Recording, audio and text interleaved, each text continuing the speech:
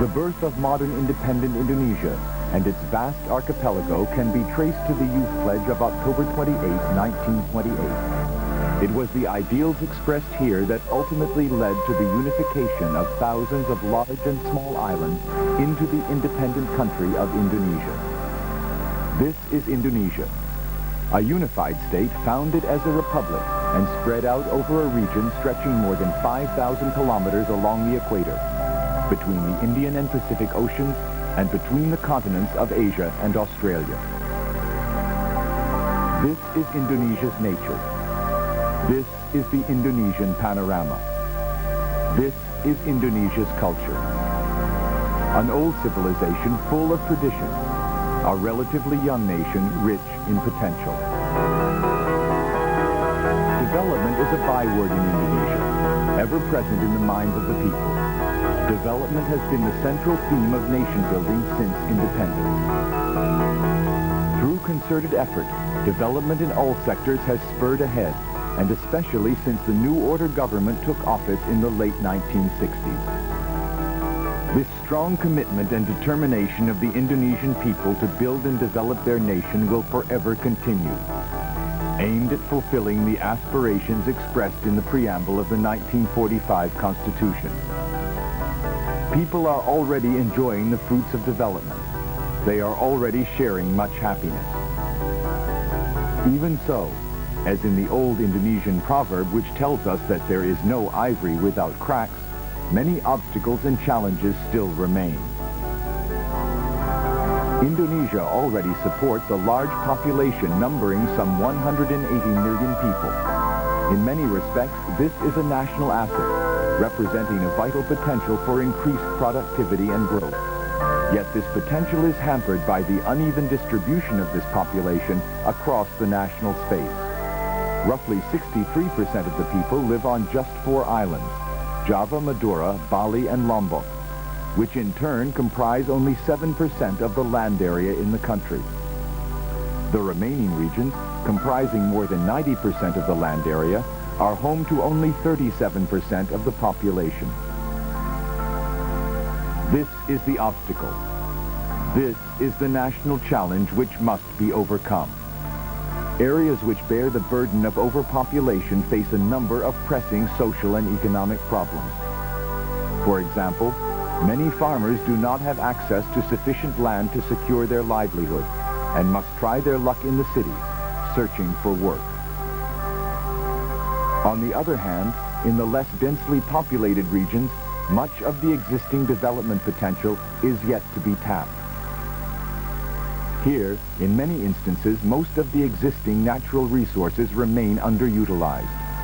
Development proceeds at a sluggish pace as these regions try to catch up with the rest of the country. This is the dilemma, the answer to which lies with us, the entire Indonesian nation.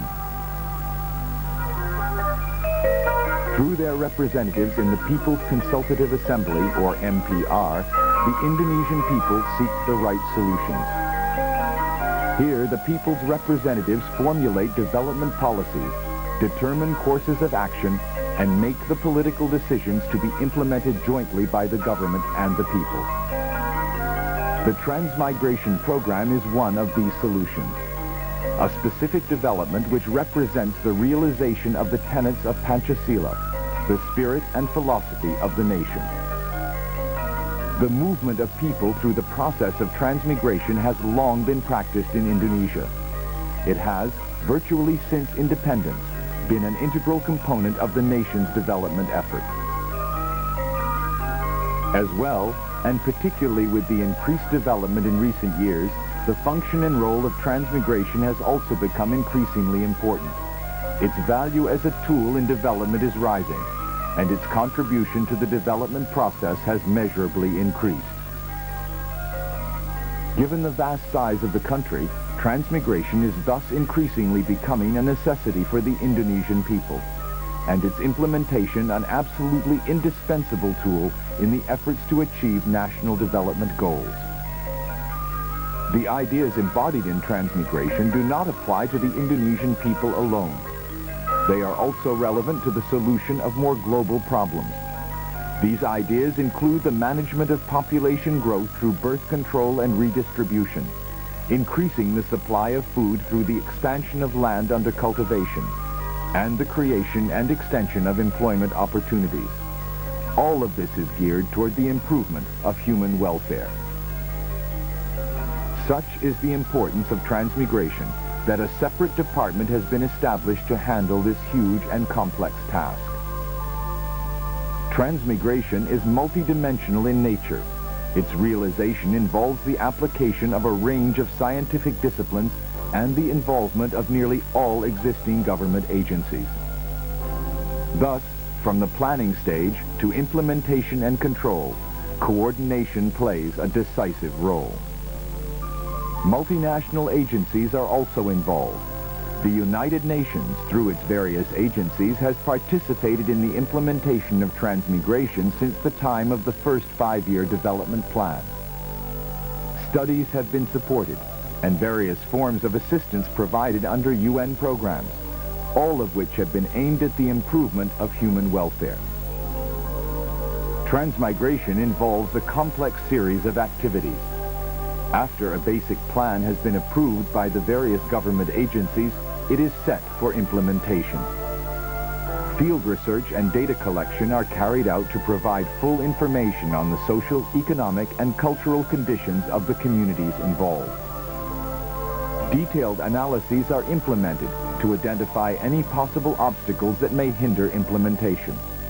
All of this is done because transmigration is a development effort involving nearly all aspects of life.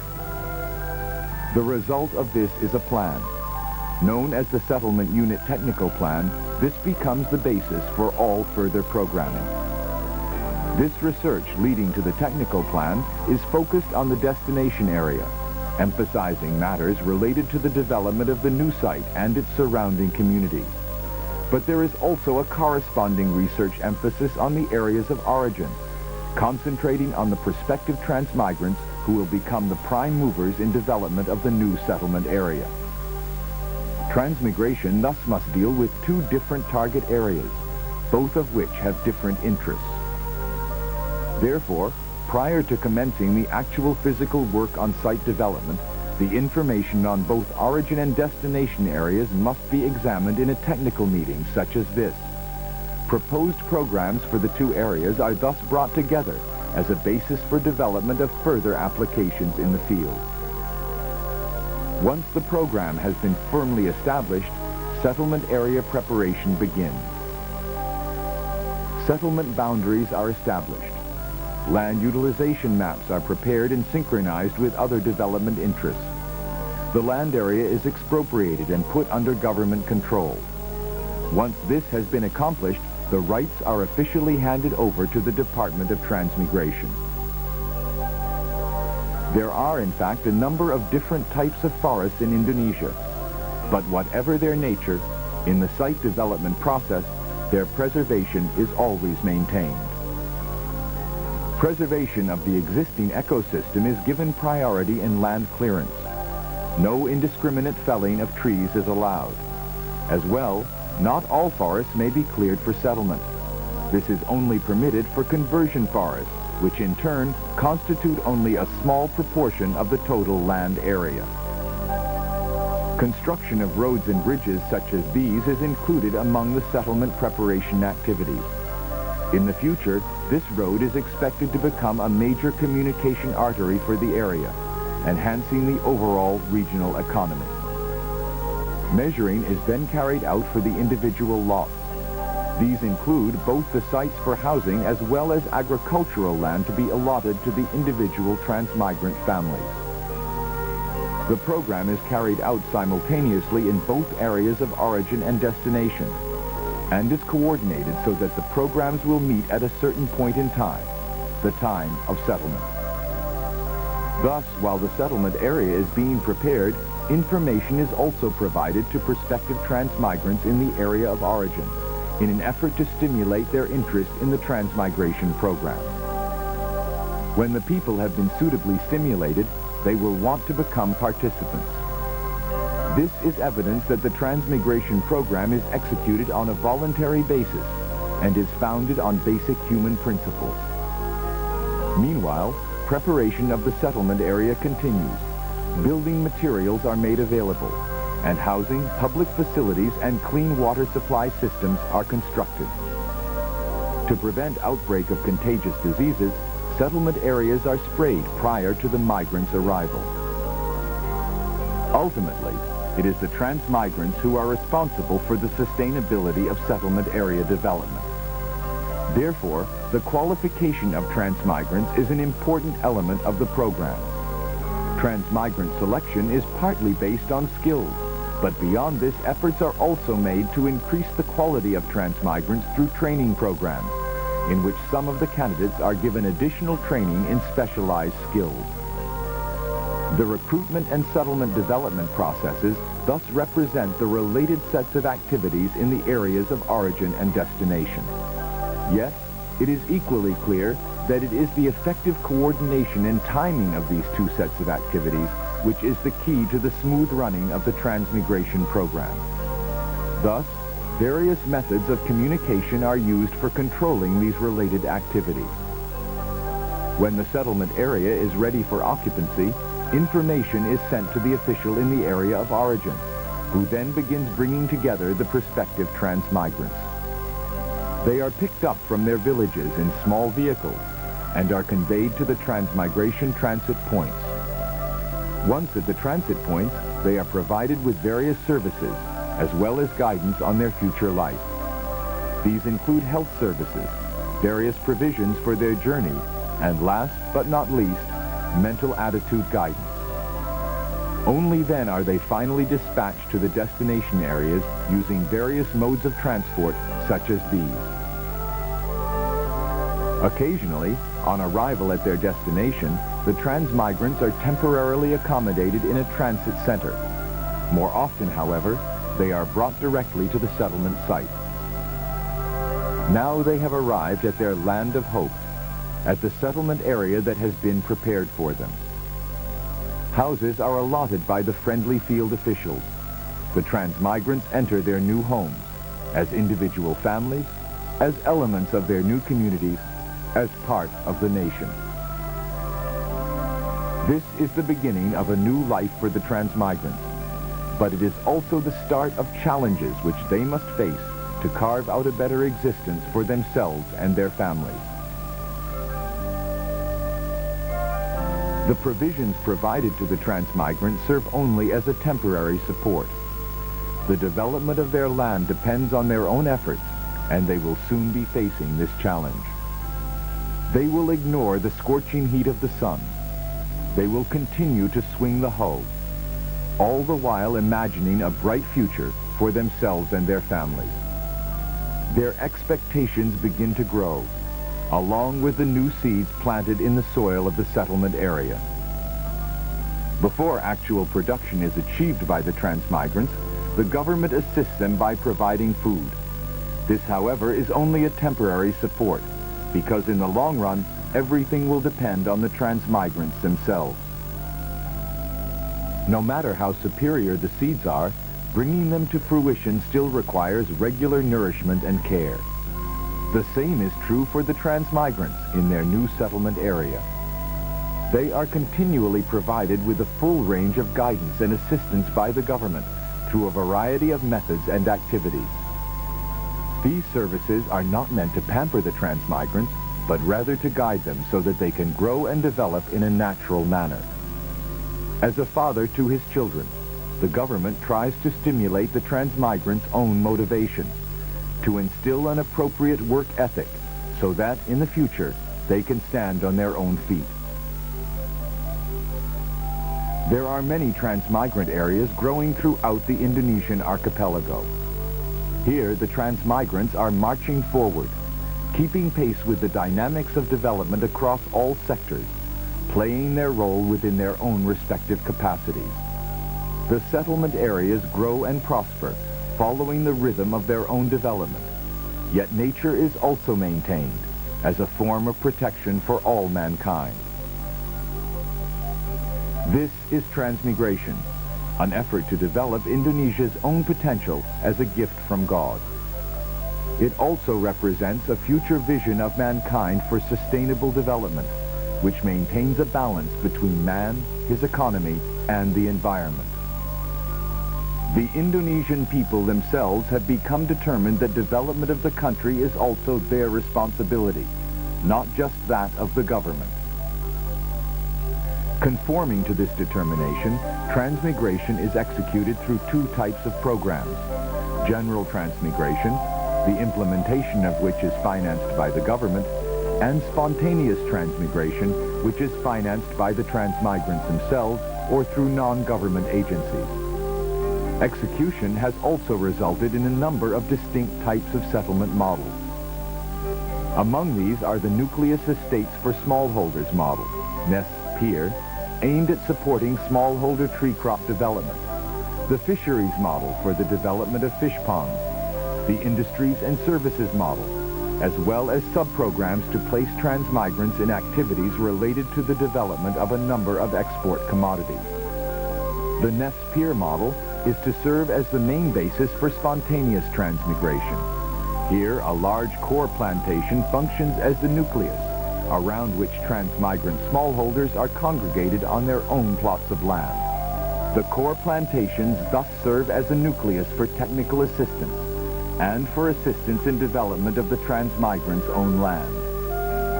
Similar methods are used in the implementation of models for industrial plantation forests, for fisheries, for sago plantations, and even in plywood production activities such as this.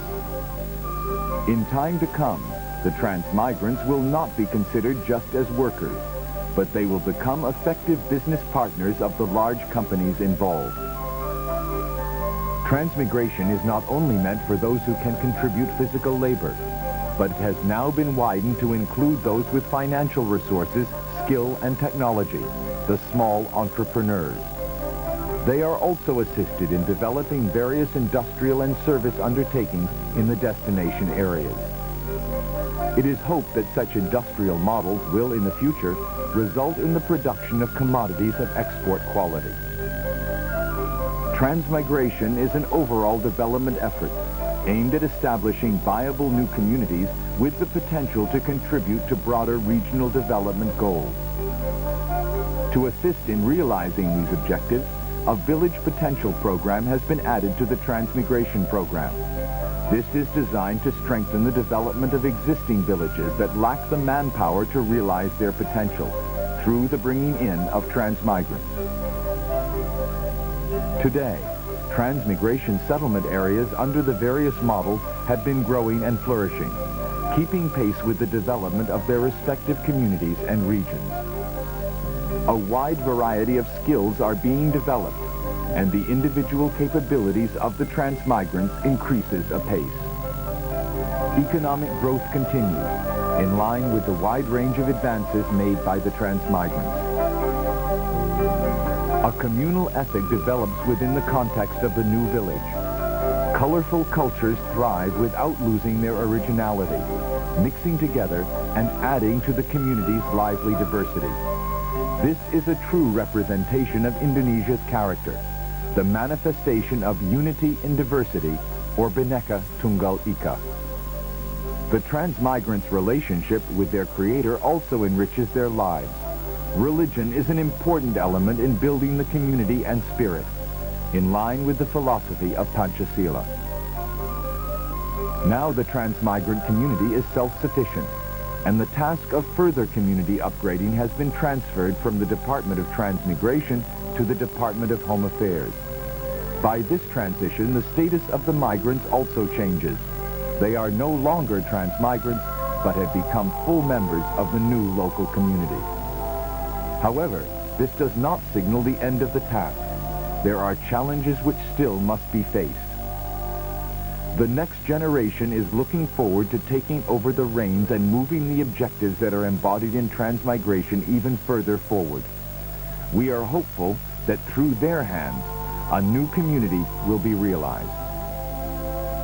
Transmigration, to form a new community as a regional development force within the context of the development of the nation and of mankind.